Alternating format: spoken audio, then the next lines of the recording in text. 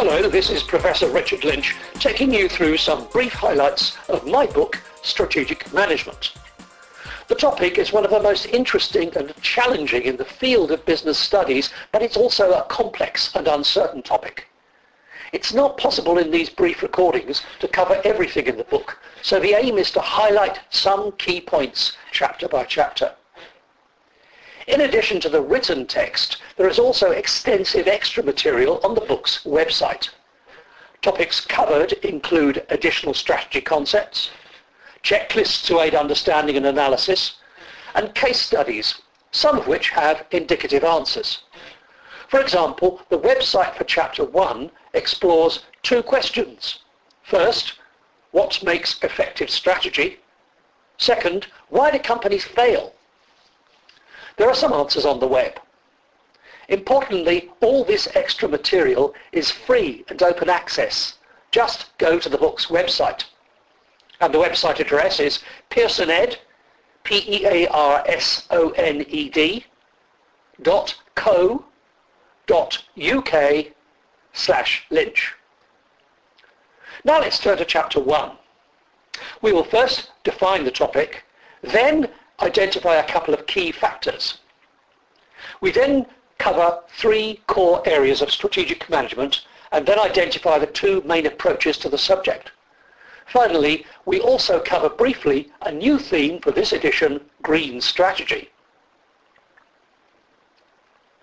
Strategic management makes fundamental decisions about the future direction of an organization.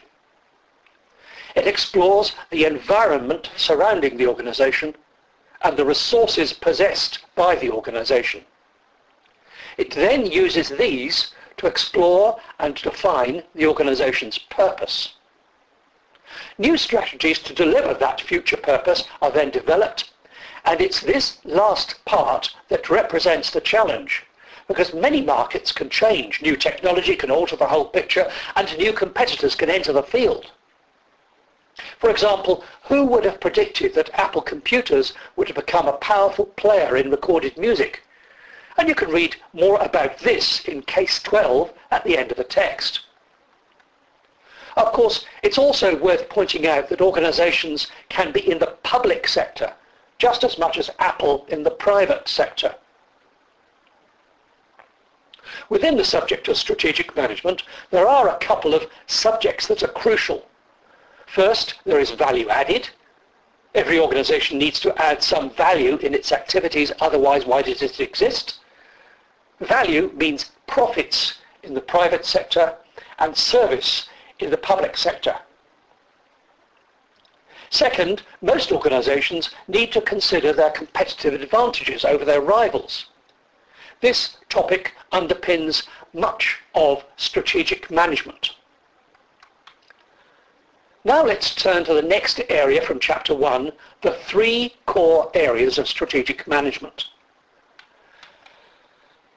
These are, first, strategic analysis of the current situation, including a consideration of the environment, resources, and purpose of the organization. Second, strategy development, which essentially develops strategies for the future. And third, strategy implementation, which in theory at least takes the chosen strategy and sets out the activities to achieve this choice. Finally, in this chapter summary, let's briefly cover the two main routes to strategy development: prescriptive strategy processes and emergent strategy processes. Prescriptive strategy is essentially linear. It starts with analysis, then develops some options, then implements the chosen option. An emergent strategy is more circular and experimental. It starts with analysis, but then doesn't just choose one strategy. It experiments, keeps its options open, and tries various routes forward. This crucial distinction is explored further in Chapter 2.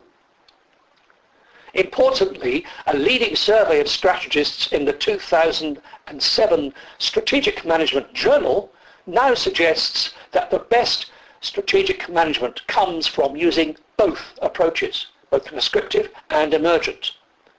The reason is that both offer different but complementary insights into the development of effective strategy. But you will only find a treatment of both approaches in one textbook, and you know which one that is. Finally, Chapter 1 looks at green strategy.